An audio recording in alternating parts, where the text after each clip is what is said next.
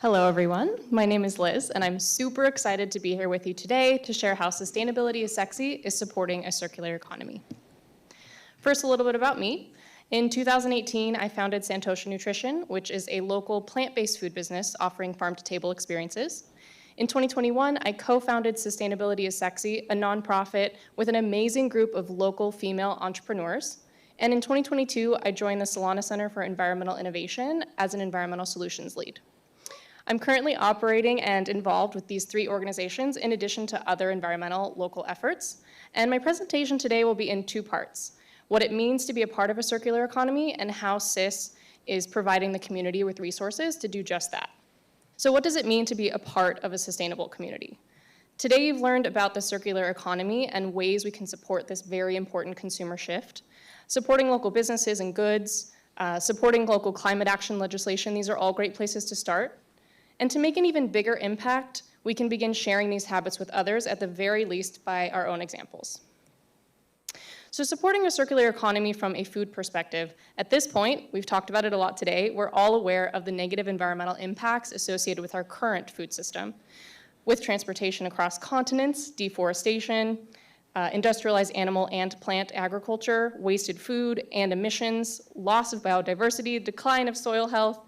It's all staggering and it's immensely concerning. And not to mention, our current system does not address these issues.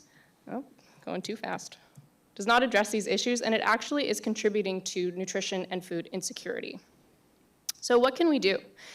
Stop wasting food. It's a very simple concept. We've talked about it multiple times today. Adjusting our habits to waste less food can include things like meal planning at home, shopping smarter, finding creative solutions for the food that is already in our kitchen, and of course, composting. I could easily talk about this. Anyone that knows me, I could talk about this for a couple of hours, so I'm doing my best to keep this portion short and sweet. Shopping local, supporting that local economy. You'll have better flavor, better nutrition.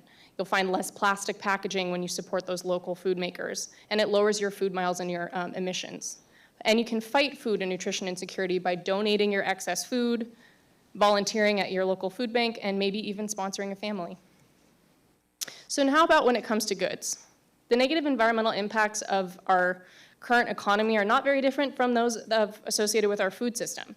So it's increased emissions, plastic pandemics, corporate monopolizations, and of course, the excess waste. It's all pushing us deeper into the climate crisis. This is a very big problem, and unfortunately, holding corporations accountable is one of the only true solutions. And it can be very difficult as individuals to find a way to support this circular economy. But let's talk about some ways that we can do that on an individual level. Sounds about the same as what I just said for the food economy. Shopping small and shopping local. We've heard some amazing presentations from local organizations today that we can start supporting. Easiest practice, buy less stuff. This is great for our wallet, and when done on a larger scale, it will lower the demand for unnecessary goods. The secondhand economy is growing, and it needs everyone's support to spread. So you can look into your local buy nothing communities for truly transactionless and community-driven commerce. And supporting a circular economy through legislation. Across the country and the world, individuals and organizations are creating systemic change by introducing climate action legislation. So you can stay up to date with what's happening in your own community and get involved if you can. Here in California, it's amazing to see the impacts of climate-driven laws like SB 1383 and all of the legislation that we've heard about during today's symposium. So after you make changes in your own life, how do we get other people on board? So I've had some success and some expected roadblocks when speaking to my friends and family about living more sustainably. The easiest way is to, of course, live by example. Live your own life, practice your habits, and this will often invite questions, sometimes even from strangers. Practical gift giving. To me, practical gift giving means not adhering to the pressures around holidays and celebrations. Gift giving can and should be something that's spontaneous, and it's a way for us to show others that we care. So some great alternatives are maybe putting together a plastic-free package from your local refillery, or sharing experiences and time together, and most importantly, asking people what they want. You'll find that you'll get a lot more success in giving a gift that they actually love. Then sustainable activities. This is something I've done when I have friends and family coming in from out of town. I'll include trips to my local plastic-free shop or maybe the farmer's market as part of our agenda or activities to introduce them to maybe some new ways of living, and it's always fun and gets lots of questions. And most importantly, no judgment. This is a huge part of spreading this message of sustainability. We are in the midst of a climate crisis, so it can be very difficult not to shout our message at every passing human being. But asking anyone to change their habits when we are fueled by anger and accusations can be a very bumpy road. So passionate and realistic positivity can do wonders to help others live more sustainably. Now, as consumers, we're in the middle of that circular economy. We are purchasing products that are being created, and we have the largest impact on where they are headed in that downstream process, hopefully towards reuse and recycle. So for this reason, it's up to us to carefully choose the businesses we support. So we can be a better consumer by supporting sustainable businesses, researching before we make a purchase, providing feedback to businesses when they're doing something right and when we find something that they can improve, and using and buying less, supporting that reuse and repair economy. Now we have a lot of business owners here today, so it is our responsibility to do our best to be a positive part of that circular economy.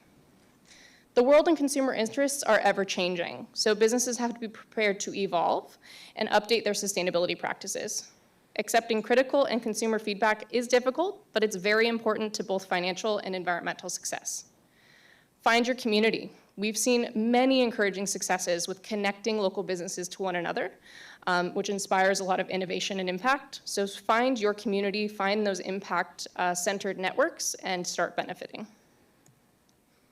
So now, finally, I would like to take my last few minutes to showcase the ways that our organization is sharing everything I just talked about within our community. So our programming and organizational focus is on community events, social media, our podcast, zero waste event services, and education. Our community events provide a space for sustainable local vendors and for the people looking to support them through a dedicated experience.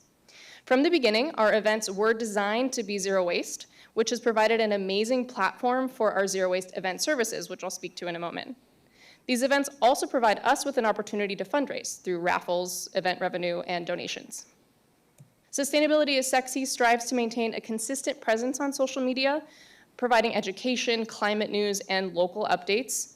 We have continued to see yearly growth in this area, and it's been a great resource for us as an organization and our community to reach farther audiences.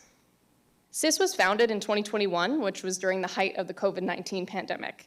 We decided to start SIS, the podcast, to provide platforms for local businesses, nonprofits, environmental activists, and leaders. And we're getting ready to premiere season 4 this Earth Month, and are so excited to continue to support our local community and provide education across the globe. In 2023, we had 1,700 listeners across 12 different countries.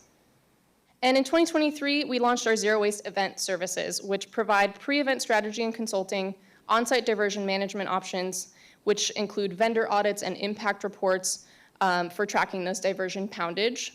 And in 2023, we provided these services to 6 different events, ranging from 300 to 10,000 attendees and almost 50 food vendors, diverting almost 600 pounds of organics and recycling from our San Diego landfills. And we're building upon our initial year. We're starting to book events for 2024 with the goal of diverting even more. Lastly, Sustainability is Sexy offers education programming for schools, companies, and communities to spread the word about sustainable living. Subjects include sustainable kitchen and food waste, zero waste lifestyle, and circular economy education presentations. These are available virtually and in person, and the in-person ones include interactive activities. And before I do the key takeaways, I also did want to mention, I should have put this on a slide, but we are pretty much fully fueled by volunteers. And as we grow this programming, especially things like our zero waste event, waste station warriors, we need a lot of volunteers. So if anyone's interested in kind of getting their hands dirty, it's very, very fun, and we have a lot of events coming up in Earth Month and throughout 2024. This year, we're also really focused on fundraising. So if anyone out there, which I think some of you do, have resources on how to get started as a small nonprofit organization for fundraising, grant writing, donors, all of that, we are looking for help. So please connect with me. So lastly, our key takeaways. Being a positive part of a sustainable community will look different to different people. Start simply and be realistic about your time and energy. Like any change, going in all at once can cause fatigue, and that's not conducive to success. Do your best. That's truly all any of us can do. So figure out what your best is right now and continue to grow that over time. Continue to learn. Read, talk, listen, podcasts, audiobooks, and conferences like this one today are amazing ways to stay up to date with what's going on around the globe.